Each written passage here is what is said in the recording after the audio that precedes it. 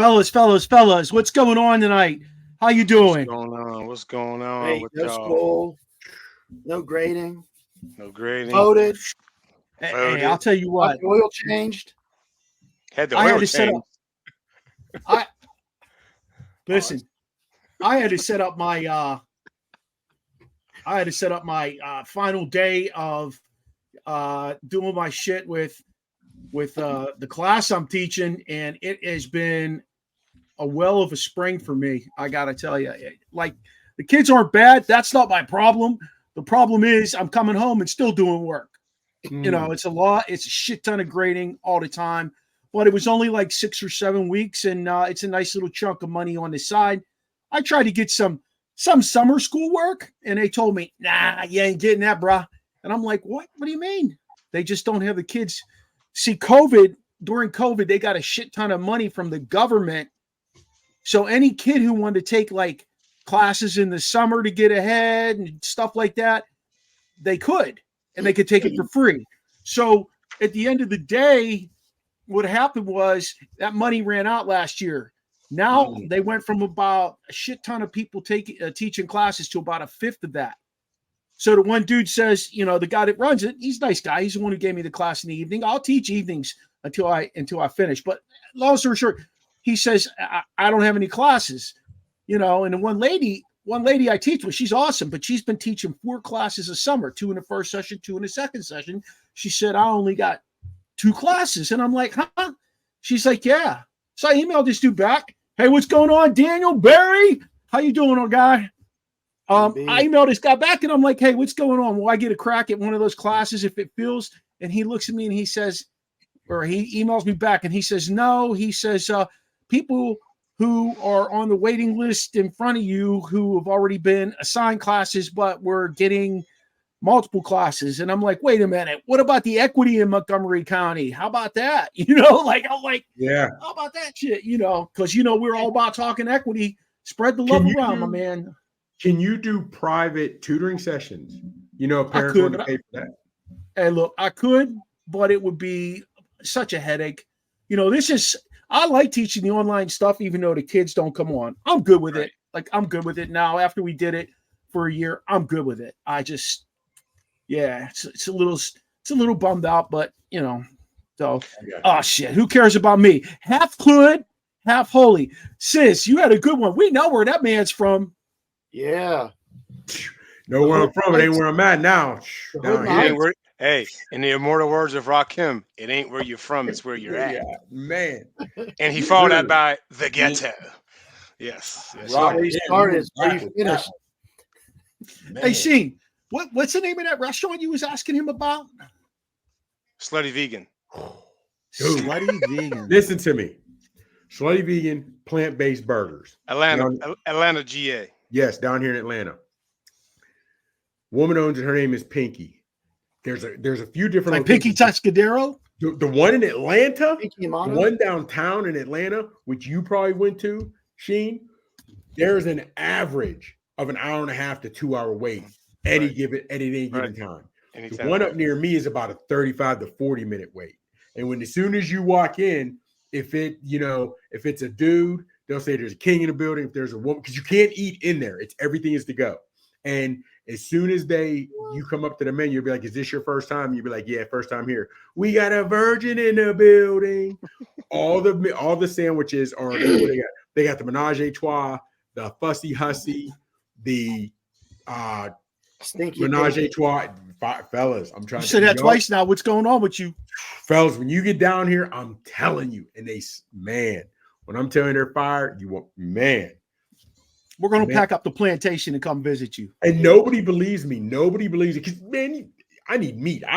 Listen to me. I used to tell my wife, and I truly meant this, I would get physically ill if you tried to give me a meal that didn't have meat in it. Even for breakfast. I couldn't eat just pancakes for breakfast. I tell you. And she would like, Michael, no, you're not. Yes, Michael is. If I didn't have meat, I need sausage, bacon, something. I need to have meat. If I didn't have meat, so I said, all right, I'll try this spot. I'll try this. And at first it was like, all right, just get one burger and I'll try a bite of yours. Shit. As soon as I bit hers, I went and stood mine. It's not 45-minute line, Jack. Yes, believe that. Yeah. So what did you have on that burger? I need to know.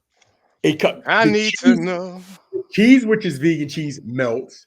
The bacon, vegan bacon, whichever, they got crispy and it was good. I'm gonna bring you guys this too when I come up in July. They have a dust, their seasoning dust. It's called slut dust. It's like they're all seasoning, and it says right on there, best for veggies and potatoes, not meat. I had some of that dust before. I was sprinkling it around the school, not meat. Cool. I'm like, man, I'm trying this on meat. Like Lowry's, I'm putting it on meat. It was terrible on meat. But on the veggies, fellas, slut dust. Believe that. Hey, Yes. Mikey, what's your favorite veggie? Like, if you could have one veggie. Broccoli. I don't blow you up. No, I love it. And here's the crazy part. I used to hate broccoli. My mom got me to eat it by putting extra garlic with it. Like she would cut garlic up and saute it up and then put it on. And that's the way I started. Now I love it. You sure you ain't half Italian? Yeah. Man, come on. You know where I was raised. Come on. I do an Italian dish all day long, Jack. Yeah. All day long. Hey, I saw a nice picture of your mom on Facebook. I gave her a shout out from Mother's I thought Day. appreciate it. Yeah, she looked great, man. Yeah. She looked great. Still doing. People, when they see pictures of my mom or they see her live, it's hard to believe that she's 72. Yeah. It's hard to believe she's 72, man. Hey. Yeah. Hey, on a lighter note, for any of our jazz fans out there, we lost David Sanborn today. I saw Oh, Great is David that Sanborn. Yes. shit. Great. that. Real quick. Okay, since you're Sheen, you got one jazz cat you can listen to. Well, first off, what's your favorite? Are you smooth jazz, acid jazz? All right. What are I can tell you off the rip is Bob James easily. wow. Because listen, so much of his music is hip hop. It's like, oh shoot, this is Run DMC. No, that was Bob James. And that's what took me to Bob James. I mean, come on. Even him and David Sanborn when they made Maputo, I think that's a great album. Maputo is an excellent album. But yeah, I'm Bob James all day. Yeah, that's grown folks music. Where you sit, that's good. Where you sit back with your bottle of whiskey, 3-finger pour, get your cigar, and just sit back. We're doing grown folks things tonight, fellas. Yeah, I'm with it. David Sanborn, man, rest in peace, brother. Yeah, wow. You told me I Kenny saw G something. the other day. Huh? You told me Kenny G was your favorite the other day. Kenny G has one of my favorite songs, but he never told you he's my favorite. But he has one of my favorite songs. Get down, though. Kenny G got down. Yeah. No, not that. That's which one Chuck is that? Mangione. I love Chuck. I love him too. He's a Pittsburgher, isn't he? Not that I know of. Chuck's not from Pittsburgh?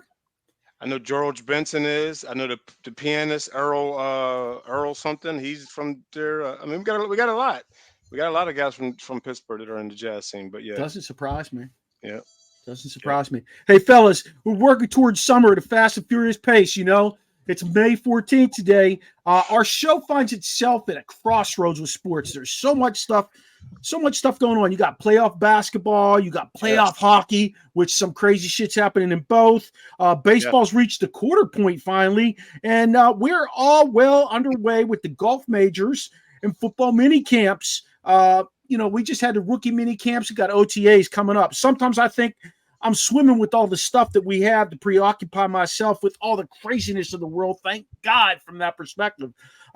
Tonight, fellas, we're going to talk a little bit about boxing. We got a big match coming up on Saturday night. I'm actually really pumped for this fight. I was always, and I know we've had this conversation, but I was always a heavyweight fight kind of guy. You can see I'm sporting my All League T-shirt.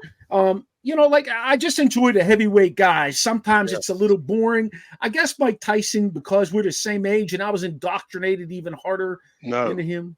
Back then in heavyweights, it wasn't boring. That was was going at it. Hey, you know about today's game is boring in heavyweight. Yes.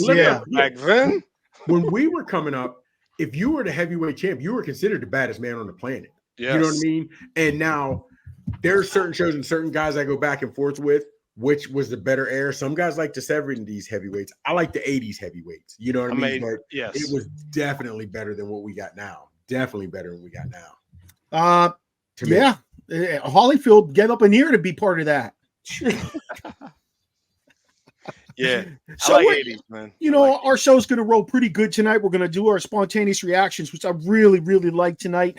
And then we've got David Druzynski, a boy Chops hooked us up with. He's a He's an aficionado on boxing, and we're going to talk the Tyson Fury and the Alexander Usyk fight coming up on Saturday night. So let's kick this thing off right here, fellas. I'm pretty excited for tomorrow night. This is a good opportunity for us to get together too, outside of the realm of virtual and having Chops come visit. We can go somewhere. The NFL schedule is getting released tomorrow night. Okay. Yeah. Any particular matchups you're excited to see? Right out of the gates, I think the Ravens game is going to be a good game. Ravens and Chiefs. I want to see if all the losses that they took, the Ravens, that is, as far as people leaving, see how that's going to play out. I mean, usually the Wizard up there, Wizard of Ozzy, he has guys waiting in the bushes to come on in and take some positions. So I want to see how that plays out. I'm excited for that one. I'm interested in what the date is for the second Steelers-Ravens game, because weather's going to be a factor in that, because that'll be late in the season. So I'm interested in that one. It's been the last game of the year, the last few years. Yeah, and it's been down here in Baltimore because Vincent and I have gone. And then I'm interested to see when the Steelers come here, because they come to Atlanta this year. I'm thinking about that trip for us, fellas. Yeah, man. Wow. NFC South. Yeah. I'm interested in seeing that one. And of course, I want to see what they're doing, because they're playing Christmas Day. I like the Christmas Day, and they don't normally. That's a Wednesday, because basketball is hot. That's going to be head-to-head NBA, because that's always Christmas has always been, unless it was a Sunday. Christmas is always NBA Day. Yeah, it is. So now they're going head-to-head on that, and of course, I want to see, especially the Lions play on, because they signed that contract when the league first began. Jared Goff. Yeah. So I'm interested to see what other games are on Thanksgiving. So Steelers, when they come to here, the second game with the Ravens, and Thanksgiving and Christmas days. You think that contract hurt or helped them? Hurt. You talking about the Lions being the only that they? I hate it, because I think there could be some other teams that are playing. Now they're a better team now. They are a better team under Campbell, but I would have loved to have seen some other teams play on Thanksgiving. But now that we have 3 games, we are. Hendon Hooker's never going to get on the field for them unless Goff gets hurt now, because Hendon Hooker's he's older. He's like 25, 26 already. I asked that because they put all that money into Goff, if they didn't put all that money into Goff, that could have freed up and helped them get some other pieces, I thought. I'm not sure what else they need at this point. They do need a pass rusher. They do need. Didn't they draft one this year? Hutchinson. Fellas. I'm saying opposite of Hutchinson. But here's the thing. Here's why I got to give a little pushback on that. Of course, team can always use help. But I think position for position, I thought they were decent last year, real good. To me, it was Dan Campbell being hard-headed. They shit the bed in that championship game. They were winning. Dallas a couple weeks earlier. That, to me, was the issue. Now, of course, Shane Lake said they can use help in different spots without question. So I'm going to tell you, if he doesn't make some of those boneheaded calls and they get to that championship game, they win that championship. Man. And they win that. They get to that Super Bowl.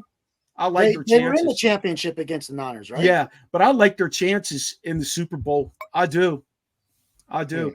I feel like KC's going to take a slight dip this year, only because they got to build Worthy into their team, right? Xavier Worthy went there. And I don't know what's going to happen with Rashee Rice. This kid has gotten into 2 big incidents this offseason, but I also read that. Check this out. I don't know if you guys heard this, read this, or anything. Rashee Rice, when he was at Texas A&M, TCU, where was he at? Remind me, fellas. I can't remember. Yeah. So when he was there, he was at a basketball game or something like that and took a gun and shot up somebody's car and got arrested for that. I mean, the guy had trouble going into the draft. That's why he went where he went. Wow. But they do all these background checks, they used to do they used to do all that stuff. But did they just not even think about it with him? Well, sometimes your talent outweighs what you're going to get in trouble, outweighs your trouble. Yeah. But when you start talking guns and stuff, that can't. I don't care what you can do. That don't outweigh that. I mean, now if you getting speeding tickets or things up, yeah. If you know stupid things like that, then your talent can outweigh that. But guns and touching women and doing things like that, nah. But see, here's the thing. with they stopped the Wonderlic test for whatever reason, because that, to me, I just never understood why they did that anyway. Can you play football or not? Yeah, exactly. The trouble issues are, and I'm a firm believer in, I take each case on its own merit, right? Now, do I say he shouldn't have done it? Yeah, because it didn't happen to me. But even when Joe Mixon, as a freshman, punched that girl in the face or she spit on him and called him the N-word, I might have beat up her boyfriend, and as I'm looking at her, that you did this to him because you, whatever, I might have done that, but I wouldn't hit her. However, my thing is, if you have an isolated incident for whatever it is, I might give you a pass. Now in the league, because you had one incident years ago and you straighten up your act. But when we have guys that were in college have multiple acts, what is the use of doing a background check on them? Because us who don't have nearly the resources that these NFL teams, we know about it, and that's what we know about. There's probably incidents that coach kept rap or the local police kept rap that we don't know about that the NFL teams know. So why even do these background checks and say we're investing money in you if you're going to sign a troubled guy anyway? And even Sheen, you talk about the speeding tickets. If you get multiple speeding tickets, it may not end up as bad as Ruggs, but you're going to end up looking at something like that because you were speeding when you had no money. Now you have money and you're going to buy better, faster vehicles. It's only going to get worse. So I'm either you're going to put merit into the background checks or not. Bottom line. You got to. You know. I was just say, answering the original question, if you don't mind, there's a lot of attention on the rematch and revenge games. So you got the Niners playing the Super Bowl rematch against the Chiefs, the NFC rematch against the Lions. You got Bengals versus Chiefs, where it seems like Burrow owns that game. Yeah, he's 3-1 against Mahomes, and again, it's not against Mahomes, but I hate when they say that, but I know what you mean. The Harbaugh rematch, Ravens and Chargers, which would be interesting. Okay, let me ask you guys something. They're starting off first week kickoff, opening night, the 5th. Chiefs and Ravens rematch, as they say, for the NFC Championship game. Do you guys look at it that way? Different guys have moved, different guys aren't there. Definitely the same shit is not on the line. No, it's all promotion. But think about it. It's us having this conversation. We're diehard sports fans who chop it up, read, we talk about it all the time. We're texting each other nonstop about ridiculous things that happen in sports. Yeah. The average fan is like, oh yeah, it's a rematch. It's a rematch. Yeah. No, they don't get it. They don't see it from that perspective. Plus, the NFL pushes it. That's why the NFL is making the almighty dollar over everybody. Wait till next year when they have an 18-game schedule and that shit goes till the middle of February and we're off the next day. Alcohol sales through the roof, parties through the roof. I mean, like, it's going to be crazy. That's a great point, Chops. It makes me wonder. We talk about rivalries, how much the media and maybe the league builds that up. But then, you see these guys, they walk back to the huddle, talking each other, hitting each other on the head, opposite teams. Where back in the day, you wouldn't even associate. Jersey swapping is what gets me these days. Field saying prayers. You didn't do none of that stuff. Jersey swapping is what gets me these days. That's what. Real quick, let me ask you guys this real quick. Tops, can we swap jerseys when you come up? Absolutely. I want that one. I don't know, brother. Yours might say half holy, half accountant. You got the accountant. Half accountant. You know what I mean? So we'll see. But let me ask you something. Do you guys believe the NFL cares about player safety? I understand it with the hits, but when you add an 18th game, you play on Sunday, then you play on Thursday. Now somebody's playing on Sunday, going to play on Wednesday on Christmas Day. Listen, I don't know how that's going to play out. 18 games don't bother me, okay? Cut your preseason. I get it. I'm all right with that, all right? 18 games don't bother me. That's an extra fat paycheck for some of those guys. What bothers me is the Sunday to Thursday. That's what bothers me. Yeah. That's what bothers me. The traveling to Europe, then coming back and playing the next week, that bothers me for those guys. Like, that is tough. That is tough. I mean, at the end of the day, these guys are making buku cash and they ain't going to fight it because they're making more money than we'll ever see together combined. Yeah, man. Unless our show takes off. We're still waiting for that one motherfucker to see our show and be like, hey, I'm going to use you for guys. You want to, it's going to happen. Hey, I was wondering, taking down some of those preseason games, you get like this false sense of who's good It happened to me last year with the Steelers. At the beginning of the season.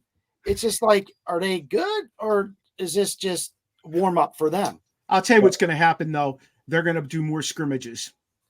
They're going to have to somehow they're going to have to evaluate these guys. I'm talking about it. No, they're going to go like Pittsburgh's going to go out to Philadelphia and scrimmage the Eagles, or the Eagles. I meant inter practice. I meant yeah. They're going to do more scrimmages.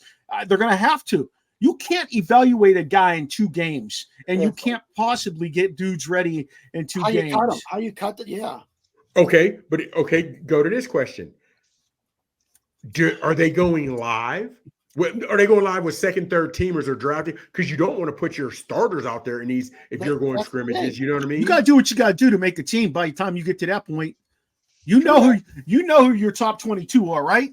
Yeah. You know who your punter is most likely. You know who your kicker is. So you know that shit. But do you actually know who's the third linebacker coming in, or maybe the fourth linebacker? That's where it gets a little sticky. You got the communication, just them gelling. Yeah, that's what it's wild. The beginning, first 2, 3, 4 games for some of these guys who just don't mesh right away. Right. Yeah. Right. They've either sat out because they are the starters, or they're coming in new and they just haven't worked with that first team. It's going to be interesting. Chops. Yeah. Our guy Dave Drew is here. You want to do this? You want to do this bio? Get the peoples ready. Yeah, and you know what? I know he has a bio, but it's coming because he and I have been doing this for years, and I do it like I do his podcast when there's a big time match. However, they're big on all the Detroit sports. He's with the Peninsula podcast. He has a partner, Justin, and they are doing well, and they give much love to us. And every time I'm on their show, he's asking about what's going on with us. But he is a big boxing aficionado, and I'm excited to have him on. And it is David Druzynski, and he goes by Drew. And check out his glasses. I call him the Harry Carries. Either that or the Sam Rothsteins, right? Hey, what's going on, Drew? How are you, man? Hey, guys. Thanks for having me on. I appreciate it. We love having you here. Yes. Hey, we were just talking. Talking lines a little bit. If you didn't sign, first of all, how do you feel about the golf contract? Well, it's expensive, certainly, and I certainly would like it in my bank account, no doubt. But when you think about put in perspective, Daniel Jones got $40 million a year for 4 years from the Giants. That kind of set the standard, right? Yeah. And to think that Jared Goff was going to get less than $50 million, what you were hoping, but realistically, $50 million was the number I had in mind as a fan. It's going to come out to 53 at the end of the day. Well, if he keeps playing the way he's playing, I don't think anybody's going to care, to be honest with you, because the pipeline's getting filled through the draft. So he's playing really well. So let's just, as Lions fans, we hope he's able to continue. Drew, if you sit down, if you're the owner, do you sit down, Campbell, and you say, no more going for it on fourth down when you can cost us now? Well, that's an interesting question. It's worked for the most part since he's been there. Now, it came out of necessity, and then it kind of became the trademark. But if you think about it, I'm not sure I would necessarily do that yet. I know that the championship game, a lot of people were critical, but let's face it, if the ball hits me right in the chest in the numbers, I probably should catch it.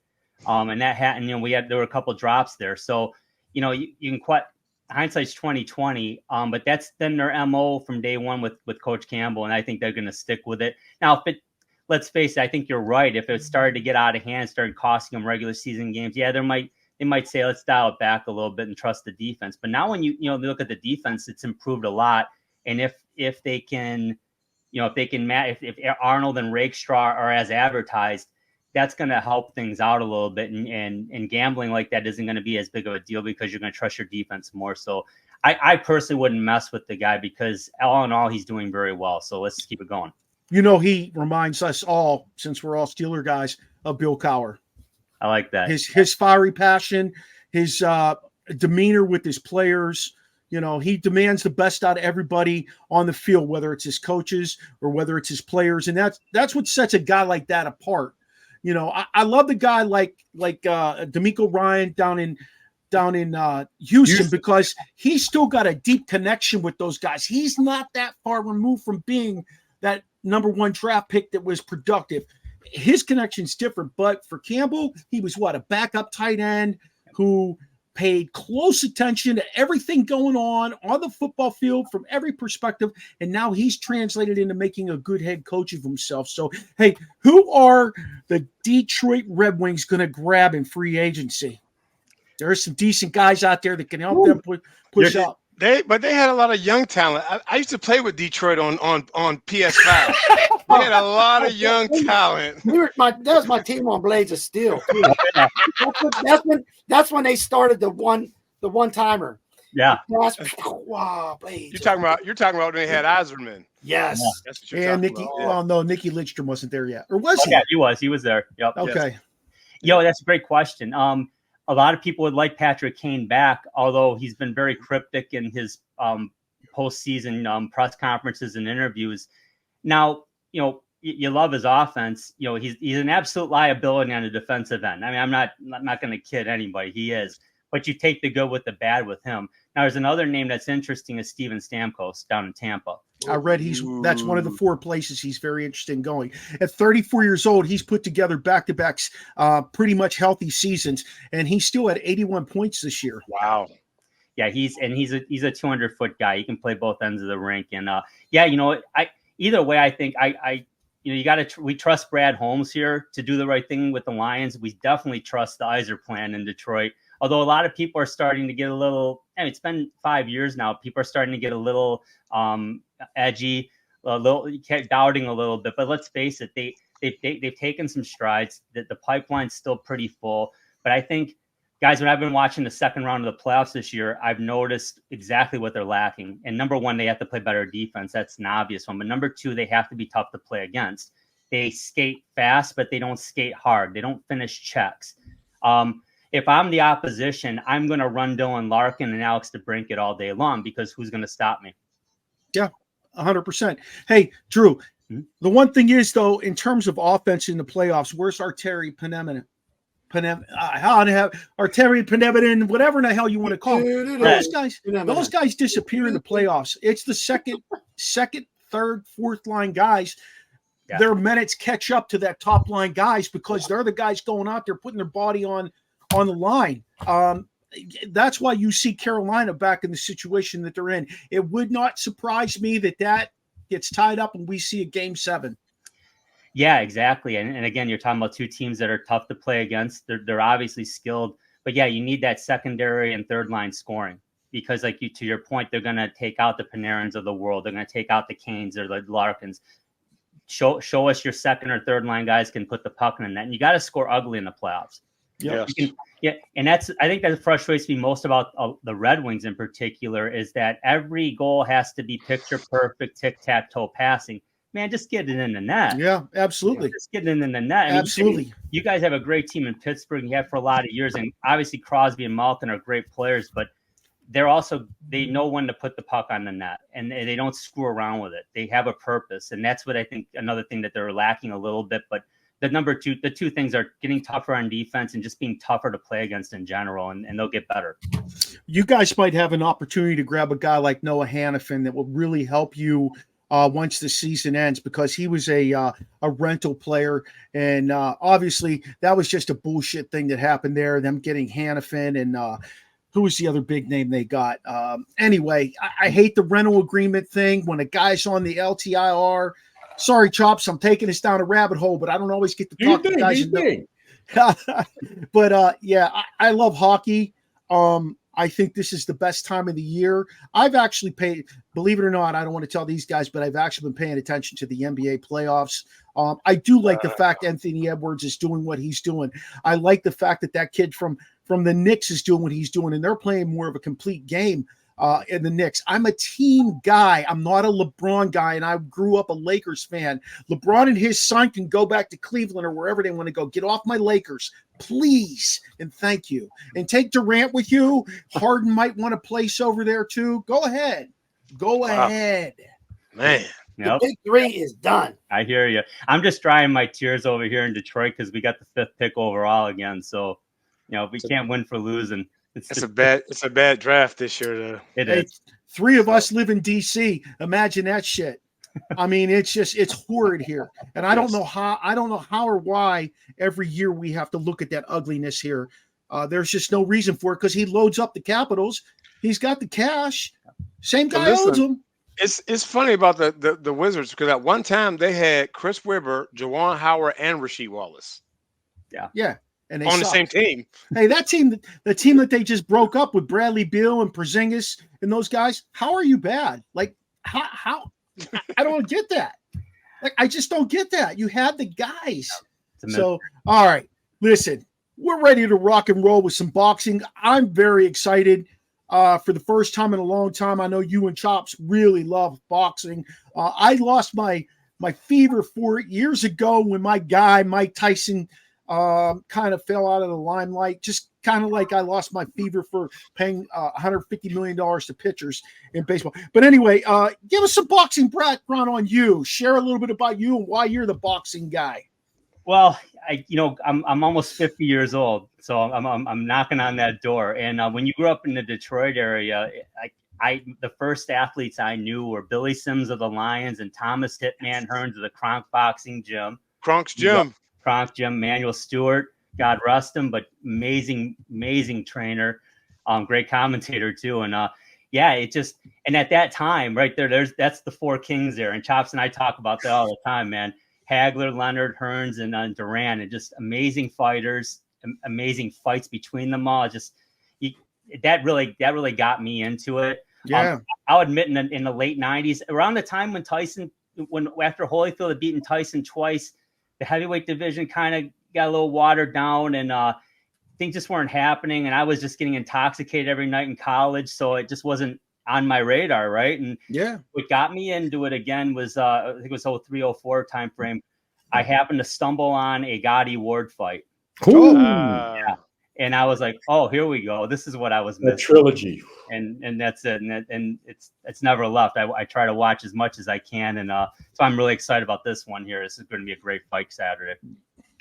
Sheen, go ahead and ask him that next question. Which one? The one about Tyson Fury. I'm messing with you. Can you tell us a little bit about Tyson Fury and why this fight is so important to him? Yeah, the Gypsy King. He's an amazing story, really. I mean, I know Chops. We talked about this too. I mean, when he beat Vladimir Klitschko, you thought, wow, sky's the limit. And then he had a lot of personal issues and basically dropped out of the game for close to 2 years or whatever, and made his way back. He's undefeated. Got to give him his due. I'm glad we're finally seeing this fight. It's been avoided long enough. So hopefully, again, I'll believe it when they're in the ring face to face getting instructions, to be honest with you. Although I think it'll happen now, but I mean, so many delays, so much gamesmanship. Let's get in the ring. Settle it. Did you watch the pre-fight conference between him and Usyk? Not too much. I did see his dad headbutt a 17-year-old and get bloodied up for it, which shows the Fury cut tendency, which would certainly played a factor with Fury having a fight delayed for 3 months. He got cut in sparring, which that was an interesting situation. But I'll tell you what, seeing Fury right now, he's probably in the best shape I've ever seen him in. He looks amazing, and Usyk is always ready to fight. I think it's gonna be a hell of a fight. It was just night and day. I thought. Fury just running his mouth, calling him sausage and rabbit and whatever those English terms mean in the boxing world. I don't know, but it was like, just get some new terms or just shut your mouth. And Usyk's like, he didn't say nothing. He was just sitting there chilling. It was really interesting to see the night and day for that conference. It'll be interesting to see the fight. Saturday. Oh yeah. Now, and we'll get into it more, whatever. All right. So, he wins. Usyk, let's just not going for your prediction, but let's say Usyk wins. What does this mean for him? Are you giving him the greatest? Would he be right now? Would you say he's a Hall of Famer? If he gets this win, is he an automatic Hall of Famer in boxing? Ho. Cal Ripken's moving back there. Yeah. You can't have that. It's haunted. That's my boo. She brought me a Mike's Hard Lemonade. Voodoo. That's cool. I like that. I gotta get that on my show. Honestly, I do, and here's why. Number one, he'll be the undisputed heavyweight champion of the world, defeating an undefeated heavyweight, the lineal champion. But also he'll become only the second fighter in history to be the undisputed champion in 2 different weight classes under the 4 belts. And Niue's the other one. This would be the 10th time it happens. He'd only be the second guy to be in 2 weight classes. So you got to give a guy like that his due. Would the other one be Roy Jones? It's a Niue, actually. Hold on real quick. You saw he fought what, Monday morning? Last Monday. Was it last Monday? Niue fought. He ended up getting a win. Yeah. Did you say he got dropped first time ever? Now, fellas, he's fought once in the United States once because he fights all of his others in Japan. I think he's 27-0. All of his fights, 26 of them have been in Japan. He did fight one in the States. But last Monday was the first time he ever got knocked down. And he's never even been knocked down. Now, of course, he got knocked down and came back then the next round and knocked the guy out. But it was a good fight, man. It was a good fight. And that's somebody you definitely should be in the ring. What is he, 125? 125? Yeah. Pound for pound, the number 1 boxer right now, pound for pound. So you got to – let me ask you this, Drew, real quick. He would have – if Usyk gets a win, yes, he beats Fury. If it is close – do they run it back before, or does it matter? If he gets to win, you're automatically saying he's a Hall of Famer because he does have a great career, growing up. He's been a heavyweight for what, 3-4 years now? So you can't even call him a blown up cruiserweight anymore because he's beaten Anthony Joshua twice. He would have beaten Fury to be a two-time undisputed four belt champion in 2 weight classes. I mean, that's really hard to knock the guy. I mean, honestly, it's hard to dispute it. Hey, probably need a couple more wins. Well, go ahead. I'm sorry. Do we say, well, who did he fight? Do we do that or no? Do we just? Well, true, Sheen. But everybody they put in front of him, whether it was because he came in from cruiser just fighting to Joshua, and he's wanted. He has wanted your boy Fury. Fury got the cut last time, but his team even said, even if Fury, like they postponed it and they thought Fury might postpone this one. They had done it last time, and you knew this, Drew, even though Fury postponed, Usyk's camp was like, we're still in shape. Get us anybody to replace him. Get us anybody. They're like, no, we can't charge the prices if it's not Fury. So Usyk stays in shape, and you have to – literally, like I said, you can't say his competition has been great, but he's fought everybody put in front of him. But when you look at his lineage, he's been a champion everywhere. Everywhere he has started, even it's impressive. His even amateur background. He's been a champ everywhere. Yeah. You know what I mean? So how's this thing go down? When that bell rings, how's this thing going down? Is it going the distance? Or are they going to, is it going to be a TKO? What are we going to see? That's a great question. I'm not sure I have the answer yet. I'll be honest with you. I think it's going to start slowly, in my opinion, because there's going to be a lot of gamesmanship initially. Who's gonna take the first chance? I think what's important for Fury is to establish his reach advantage is huge. I believe it's like 7 or 8 inch advantage, 6 inch height advantage. So I mean, he's got like cinder blocks for hands. So I mean, throw him early and often. He's a great boxer. He moves like a 6'4", 6'3" guy, which Usyk is. So I think if he establishes the jab, he's got to keep Usyk away from him. If Usyk's going to hurt him, it's going to be inside. If he gets inside, Usyk's a southpaw. That right eye of Fury, I don't know if you guys remember, we got cut in sparring over that right eye. But Otto Wallin a couple of years ago cut him very badly. And I would argue that if that had been against Deontay Wilder, that fight stopped. Because it was Otto Wallin, they're probably like, dude, you gotta hold in there. You cannot let that cut get worse. I mean, it was a nasty cut. Yeah. I think based on that, now he won a decision and he earned it, but at the end of the day, that was a nasty cut. So he seems very susceptible to be cut there. That parlays right into that left cross by and left hook by Usyk. So I think he's got to go after him in that respect. Fury, though, he's got to stick and move. He's gonna do a lot of holding. I think when Usyk gets inside, and he will get inside because he's deceptively fast. So I don't know. I think it's gonna go to the distance. I can't say that either guy's gonna. I think they're capable of. I think Fury's capable of knocking out Usyk. It's tough. I mean, we've seen Fury go down, but it's been at the hands of Deontay Wilder or an his chin is phenomenal. Yeah, his chin is phenomenal. But don't forget, Drew, when he first came to Top Rank Boxing, as in Fury, he said, don't bring me small opponents. Fury always has had trouble with smaller opponents. Usyk is significantly smaller. Yeah. Usyk likes, as you said, likes to get inside, likes to make it dirty. So, but now he's never had anybody as big as Fury lay on him. Fury's gonna lay on him if he comes inside. You know what I mean? But we've also seen is Usyk likes to box inside and fight inside and make it dirty. What they call them, low blows or body blows. Usyk has been hurt by a couple or stunned, you can see by the body shots. And I think the body shots from Fury are going to play big. So I'm interested to see, because again, on the one hand, Fury wants to keep that jab, but once Usyk gets inside, is he going to lay on him? Will your weight be an advantage on that? Because by fight time, he could be what? 50, 60 pounds heavier than Usyk by fight time. You know what I mean? Even though there's no weight limit in heavyweight, he wants to come in great, but he could be easily 50, 60 pounds heavier than Usyk. I want to see how Usyk handles that. He's never had a bigger guy like that lay on him. You know what I mean? So I'm interested to see how that plays out. You think they dragged this thing out, though, so Fury could lose some weight and get himself really in tip-top shape so he doesn't look like an ass? Because let's face it, when you watch Fury, I enjoy watching heavyweight boxers. I'm not going to lie to you, okay? I like the game. I feel like it's more gamesmanship. I've always felt that way. But he never looks in shape because of how big he is. No, he's always flabby in the middle, soft in the middle. Yeah, but do you think this is it? Is this what dragged this thing out?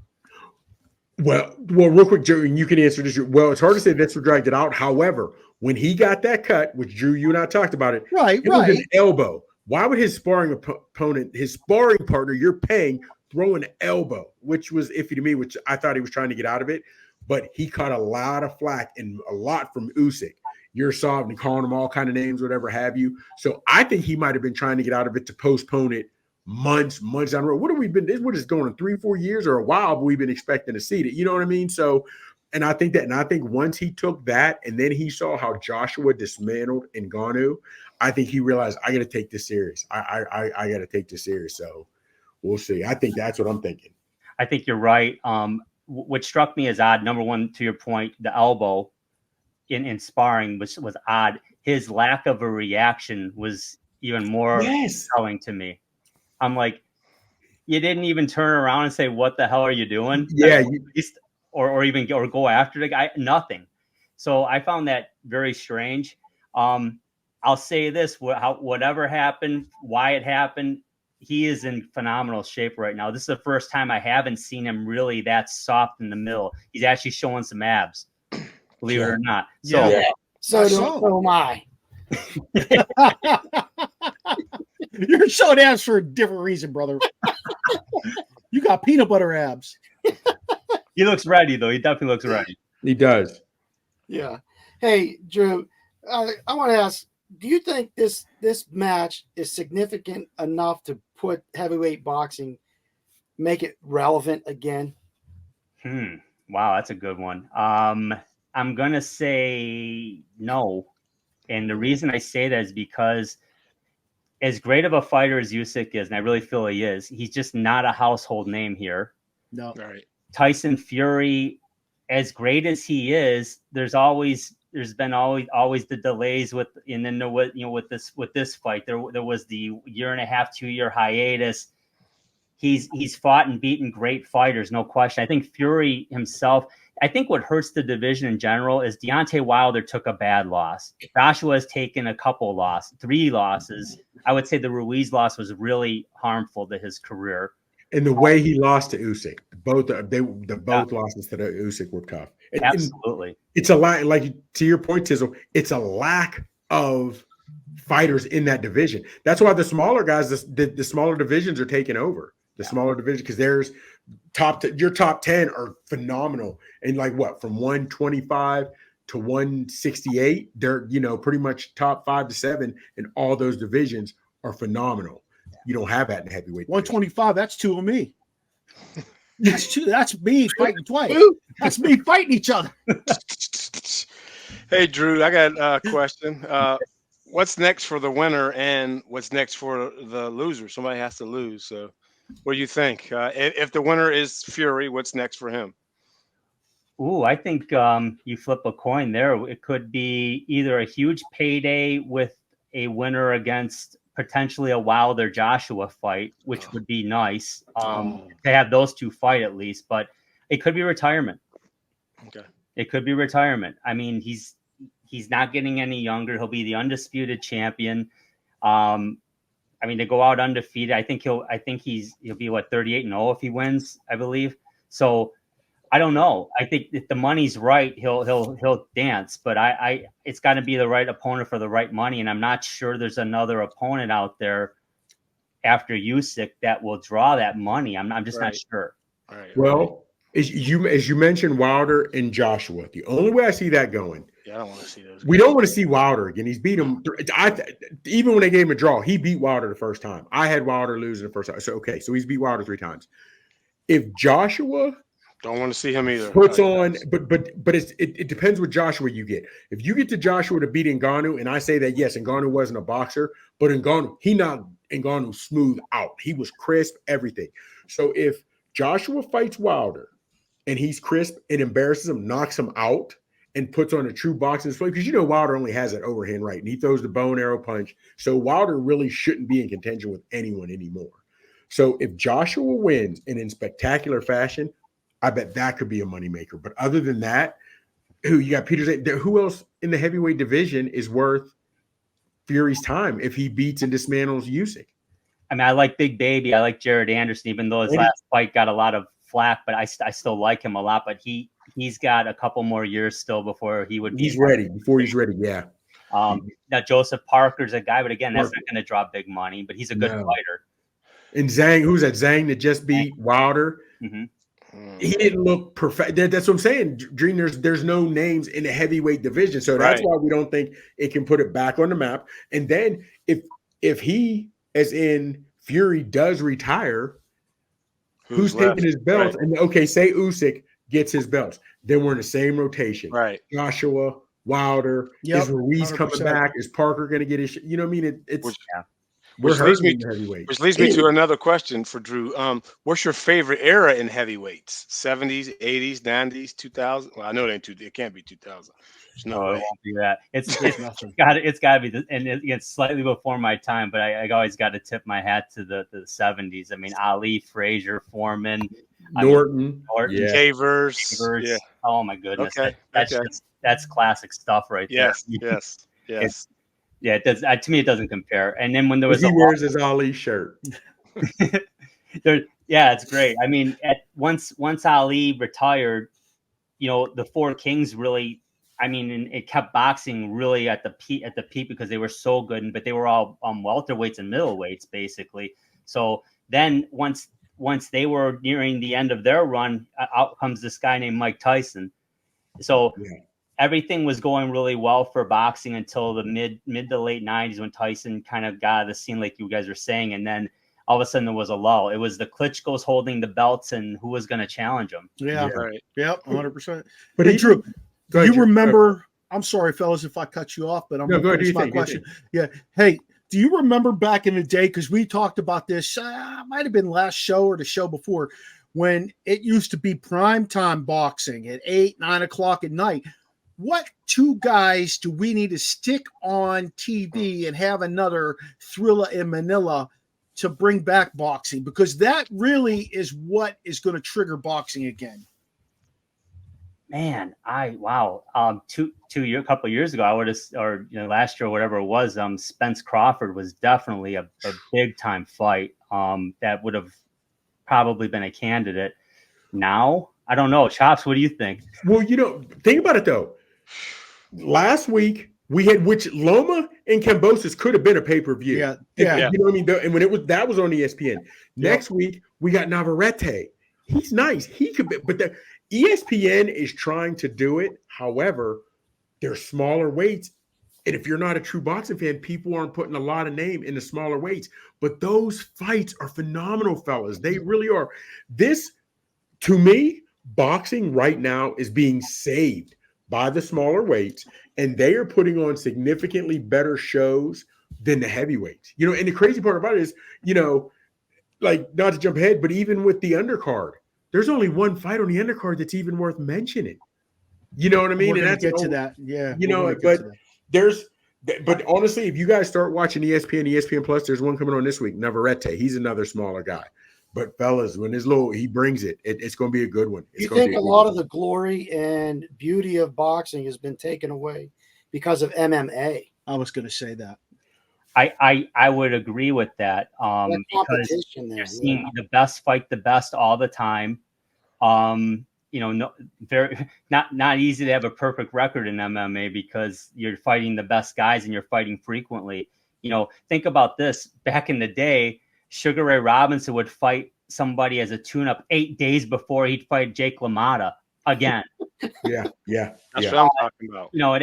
It ain't. I mean, it's a total different ballgame. But yeah, MMA definitely took a lot of steam away from boxing.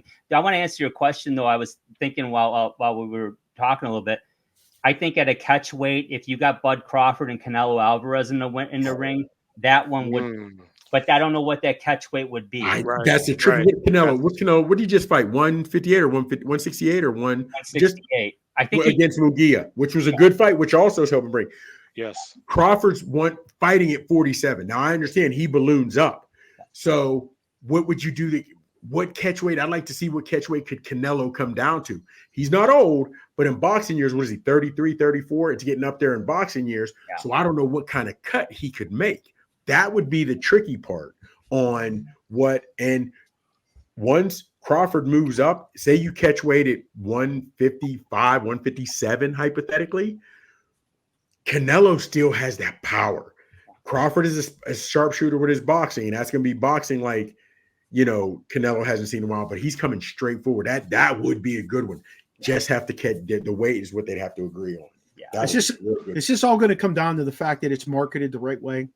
Is that what it's going to take? I'll say Dana White's a hell of a marketer and promoter. Yeah. We need someone like that. You know what though? Dana White, because he makes you, even when you come into UFC, if you're pretty well known, like Brock Lesnar from wrestling, other these guys from wrestling, he doesn't give you BS tune-up fights. You're fighting a well-known name. And it may not even be somebody in the top 10, but it's somebody in the top 15 that you know.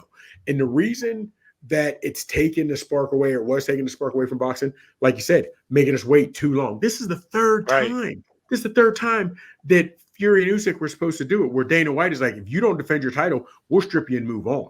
You know what I mean? So, but like I said, fellas, boxing is definitely coming back. You figure in the last 2 weeks, Drew, we've had Inoue fight, good fight.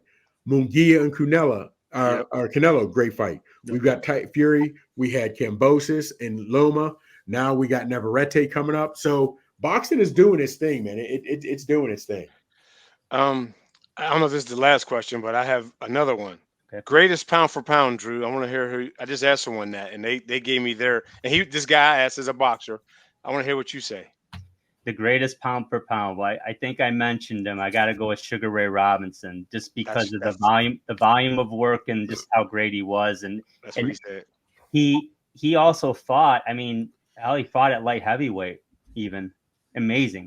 Anywhere from welterweight. I mean, that's Tommy Hearns type stuff there. I mean, honestly, right. From welterweight to light heavyweight. But yeah, amazing fighter.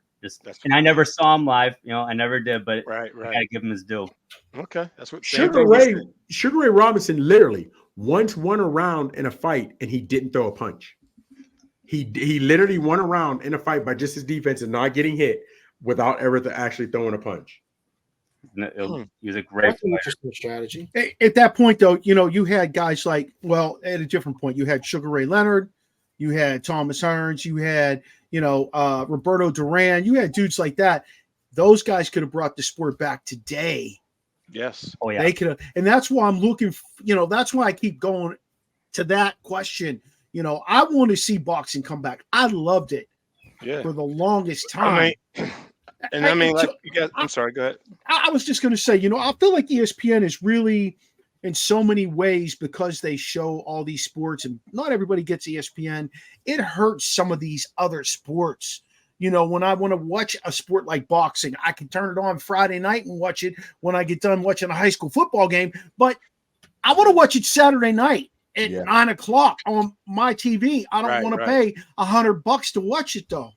You know what I'm saying? Like, I just don't. I want to watch it. I love it. I can say when Larry Holmes was the champ, it seemed like he was fighting every week on ABC, like every week. I know it wasn't every week, but it just seemed like every week Larry was on fighting on ABC. Yeah. But now though, fellas, before, like, we all watch it, we study, but like Drew and I, we come from that area where you said to be the champ, you got to beat the champ. Exactly. So guys were fighting that you say you're the best, I say I'm the best. Exactly. Let's get in the ring. Now teams are taking their fighter. I'm not saying they're giving them tomato cans, but they're giving guys that can exactly, Drew, or Dream, that are basically, you can keep your 0, no losses, which you're 17-0, you're 19-0 with 14 knockouts, but you haven't fought anybody. Yeah, but just like we were talking about Munguia. Munguia was my guy. I loved Jaime Munguia. 27 years old. What was he? 34-0 with like 30 knockouts, 28 knockouts, something crazy like that. But hadn't fought any real competition. And it was like, all right, next fight, he's fighting a good guy. All right, not just all right, next fight. And that was the issue, that's why that fight could have drawn, and it was a hell of a fight. On Cinco de Mayo, it was a hell of a fight. It was. But it couldn't draw enough buys or enough attention like it should have, because he just wasn't fighting the household names and getting his name out there. And that's what a lot of these cats are doing. I want to keep my 0. I'll push this down the road. I don't want to fight this guy. Exactly. All money, man. Mm-hmm. Drew, do you think that's because of money, though? Because, back then the purse was different. Now the purse is like, okay, it's a hell of a lot of money for the winner and a hell of a lot of money for the loser. It's like making a simile between football. When Alabama plays like, Appalachian State, they know they're going to blow them the hell out of water, but Appalachian State's going to get a shit ton of money. Yep. I think to that, I don't want to answer for Drew, but I think to that, it's the longer I have the belt, the more money I can make. So I can fight you, Mark, for $7 million, or I can fight Sizzle for $5. I can keep fighting, keep making these little bits of money. It's a lot of money in a sense, but yeah, to keep the belt is where the money is. You lose the belt. But even guys that are up and coming that don't have the belt, they want to try to get a title shot without actually putting anything on the line. Where before you had guys like, wow, these guys are both in the top 10 and they're fighting pretty young, which is going to knock them out. Where they don't do that in the UFC, you have top 10 guys fighting each other that, there's nothing but a lot. When you lose it, whoever loses, they're losing a lot more than just this fight. They're getting knocked down the ring. Where in boxing, you're not having these young cats face young lions and all that like they should, so. And the pay-per-view dynamic is definitely a big thing. It's been around for years now. So that's not a surprise, but there's so much more in terms of revenue now, and it's amazing. It's money beyond my scope. Think about what the Mayweather-McGregor fight raked in. I think Mayweather got 300 million and McGregor got 100 million off the hop. That wasn't including the pay-per-view dollars. So it's what's amazing. Like even a guy like Bud Crawford. He and a Triple G come to mind right away because they were avoided because it was they were very good fighters, and they had to keep paying. They kept winning, but they were fighting whoever was in front of them. But the big names wouldn't fight them, and finally they did. Hell, Crawford had to take less money just to get Spence. Yeah, just to get Spence in the ring, and now they beat him. Well, now he's going to get paid, but now who's going to? Who wants it?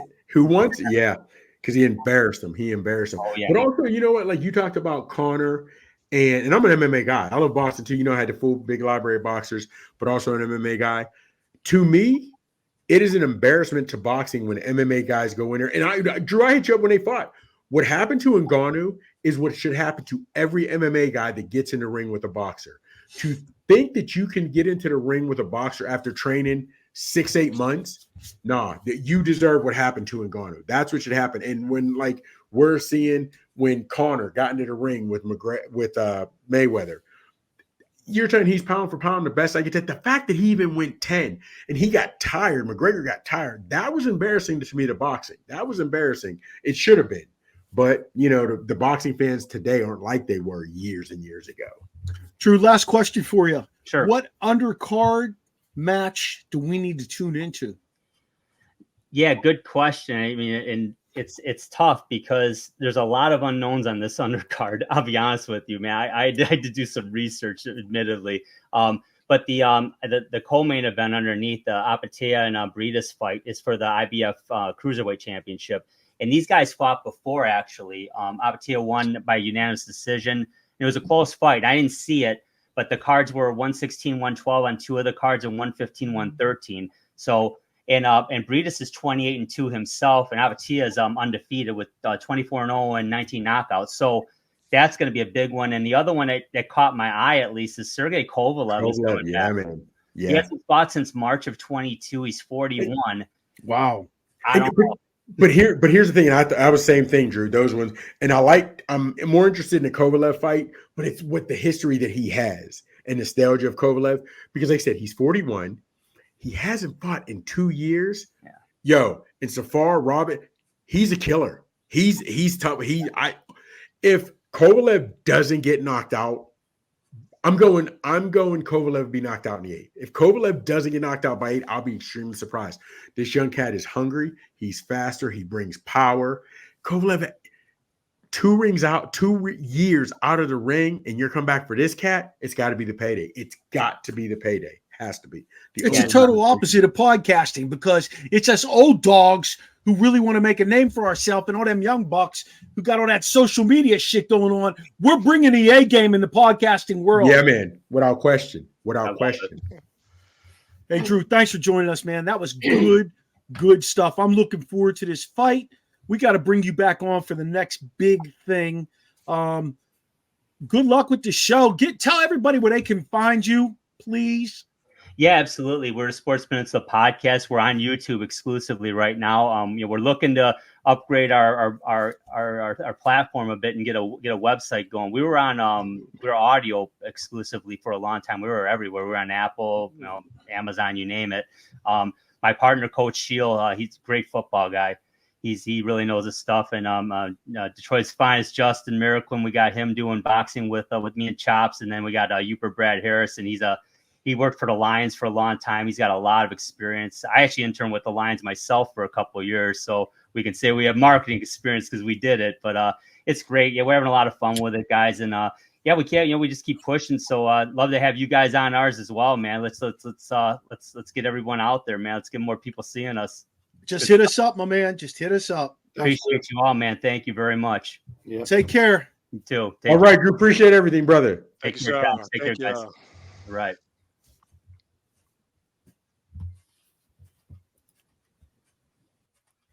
Hey, fellas, good stuff. I'm looking forward to the fight Saturday night. Yeah, I don't know where you're watching it at, but drunk or not, I plan on being in my living room going streameast.co and can't beat it.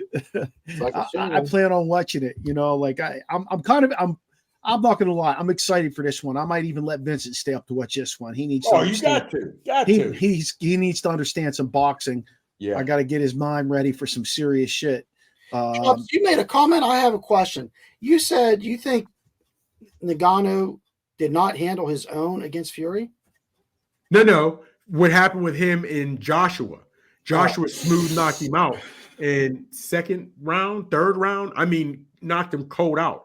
That's what should happen every time an MMA guy gets into the ring. I thought he handled Fury. Oh, yeah. I thought he won that fight. I thought he won that fight.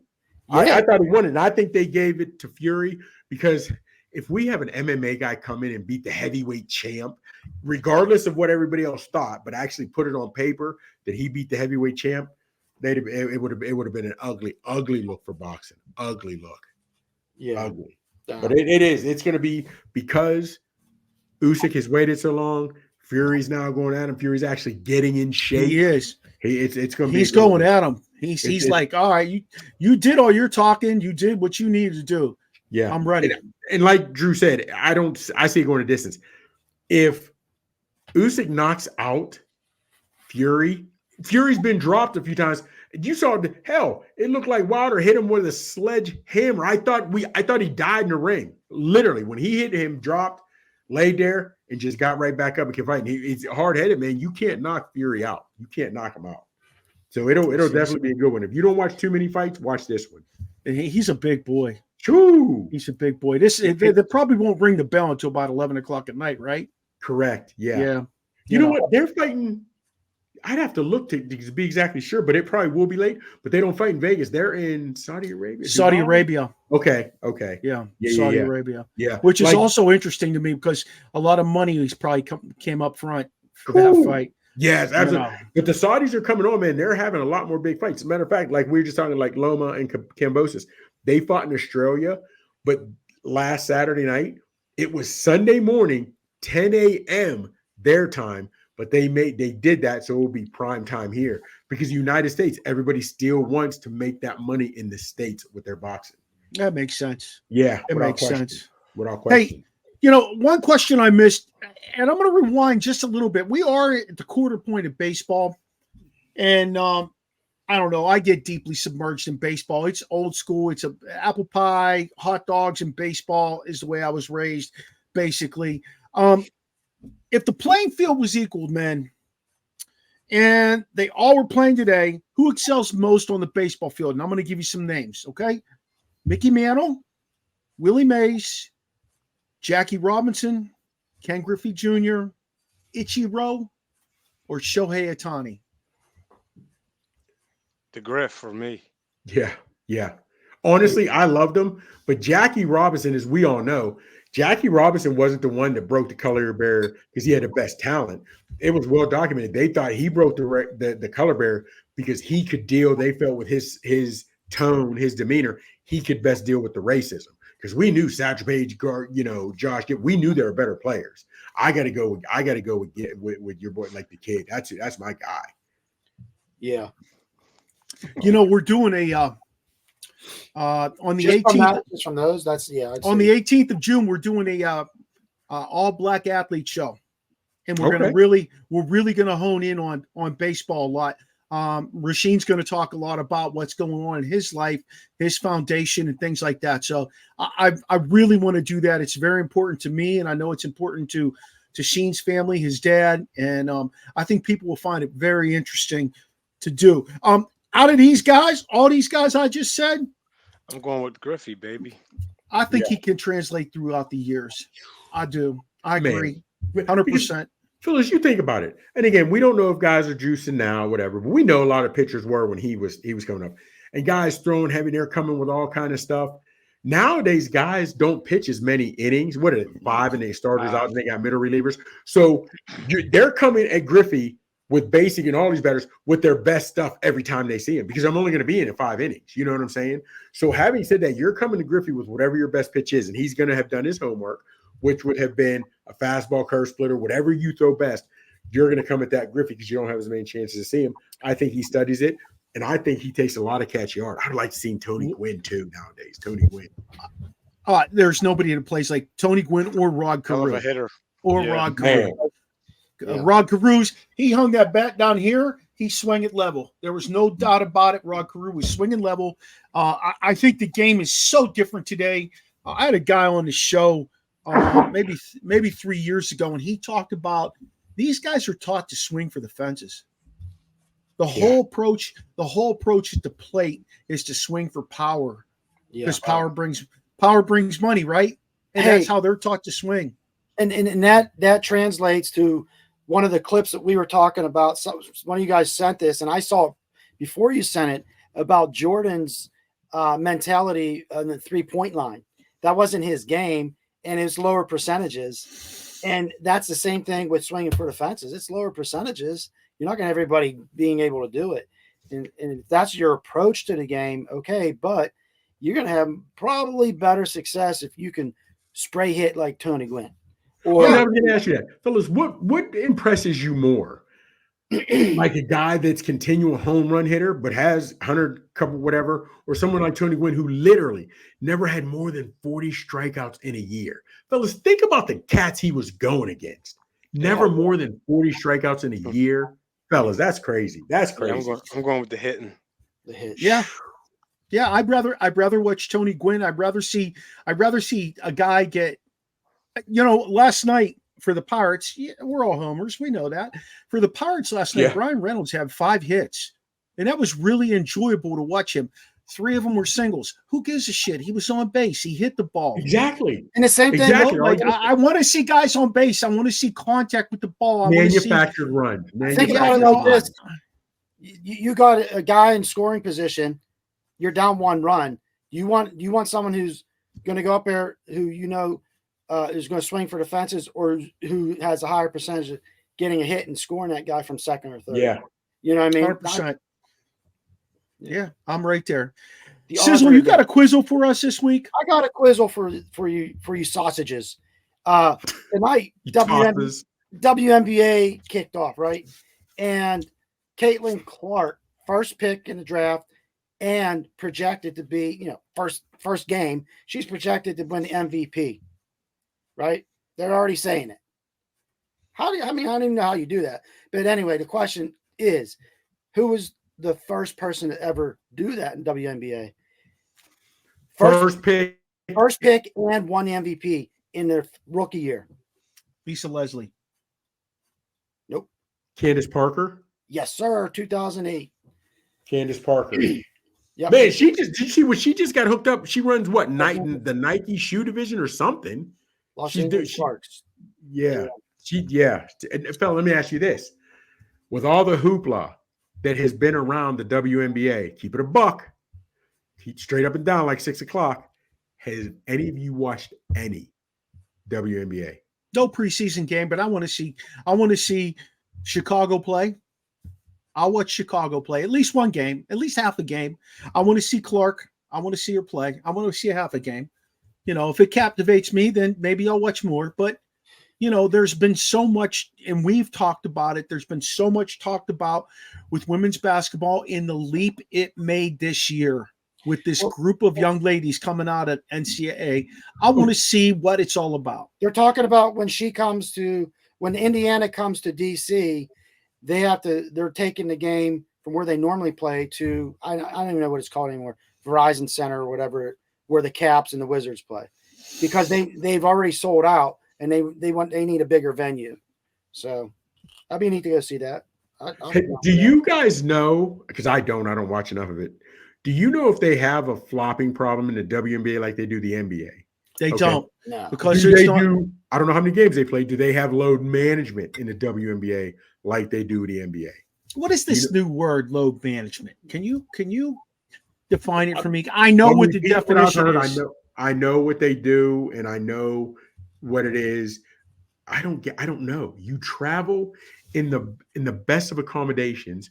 You stay in the best hotels. You have medicine that is second to none. I mean, I don't get it. I just don't get it. I don't get it. Here, let me ask you this question. They had load management when Magic Johnson played, right? Or he wouldn't still be alive. I don't know what he's got. I don't know what Magic Johnson got.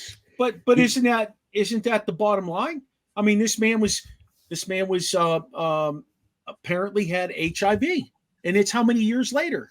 Yeah, he had some sort of management. Hey, something. Before we end it, there's a report out that the Christmas game is Steelers Chiefs. One of the games. Ooh. That's a report out right now. That'll be here. No, Steelers Chiefs. Oh man, I was thinking Steelers Falcons. That'll be a good one if my Steelers play. Where will it? Does it say where it'll be? Arrowhead. I'll tell you. We play home. We play the Chiefs in Pittsburgh this year. I'll tell you where I'll be, on a cruise ship, because I'm going. Oh, you doing a cruise for? I'll be sitting in a bar on a cruise ship someplace, somewhere, watching that game. Now, how do you do that, man? Since you have kids who still like gifts, whatever. So my kids are old, dude. My kids are old. But still, whether it's the Jordans, whether it's a new glove, Vincent still plays sports. Like, do you do it before they leave? Do you do it on the boat? Do you want to come back? Yeah, we're doing it on the 21st. We're going to do the family stuff. And then only my daughter, Jenna, and her boyfriend are going with us. So it's me, Terry, Vince, Jenna, and her boyfriend, Tyler. We had a house meeting this Christmas. My kids want to go away. They don't want it. They said, the hell with the gifts. They'd rather go away. Sizzle can't do it, man. I keep telling Sizzle, you got to get out of Dodge for Yeah. Stop living that 1978 shit. It ain't like being on a cruise, but now being down here in Georgia and Atlanta, and I go out on Christmas Day and I'm wearing shorts and I got the grill sparked up, I can't do Christmas back home in PA. It kills me now. And my folks, we'll do 1 year down there and then come up here so we can have the family at the house. I'm like, geez, I want to come in, say hello to everybody, and get back. I understand we were born and raised in that, but I don't know how we did it. I loved Christmas now. And Mark, I can just imagine Christmas Day, you get up and you're looking at the blue water. I'll go down at the buffet at the man. My man, we'll go fishing in the morning and we'll be on the beach in the afternoon. Man, that's what it'll be. Well, probably not this Christmas since the Steelers are apparently playing. It'll be a little different for me. But where's the crew? Where are you heading? Where's the crew? So we're going to. I'd have to ask Terry. I know part of it's Aruba. When she and I are very excited because we did our honeymoon in Aruba, so we're excited to go back. I got you. Yep. So Aruba. Sheen, you got anything for us today? Hey, yeah, we all play sports, right? Do we all play football? We all played football? Sizzle played for a year, baby. Yeah. He was a corner. They wouldn't let me play anymore. I was hurting people. Sizzle Island. Sizzle Island, baby. Where all the touchdowns are scored. Sizz Island. Hey, did we have a song before we went out that y'all like to listen to or that got you pumped up? Welcome to the jungle. Welcome to the jungle. Okay. That's it. Maradei, you too? No, hell no. Oh, okay. Dick Dills didn't let no music go on in the locker room. Oh, wow. No. Hell no. You couldn't have Chops, you play for Dickie D? What's that? You play for Dick? Yes. Yeah, man. You guys couldn't have on headphones? No, there was no such things. I mean, there was those cheap ass, but could you have earrings? Yeah, we had a dude who had earrings. I was going to say that wasn't big for when I couldn't because my dad wasn't going for it in the house. Got you. This dude sounds like a hard ass. Yeah. He's old school. Right. He was old school. But you know what, Sheen? This guy was light years ahead of every other coach. I mean, light years. Shit we were doing in the weight room and stuff, they're just starting to do it some places today. Like he was light years ahead. Remember that, Chops? Yeah. What's your song, Dream? It's funny you said welcome to the jungle. Mine was another welcome. To the Terradome? Yes. Public Enemy, baby. This Come on, but yes. Woo! Welcome to the Terradome. Yeah. Woo! Yeah. Yes. Get you hyped, yeah. Hey, I will tell you this. When I was head coach down at Rockville, I let them listen to what they wanted to listen to in the locker room. But when we came out on game day, there was a big rock that the boys had to touch. We had bagpipes lead us out. Single file line with the bagpipes leading us out. You touched the rock. It was very intimidating. Ours was when I think you might have had him also, Mr. I'm looking right at him, not Murray, Mr. Murray. Okay, Mr. Murray. He's like, all right, we're coming out. Everybody, when they're doing doing warm-ups the game, they want to be loud. He said, we're totally silent. No talking calisthenics. Said we're not natural. That was the way we were doing it, trying to be intimidating, being quiet, just coming out there showing teams we're ready to do business. I get it, baby. I get it.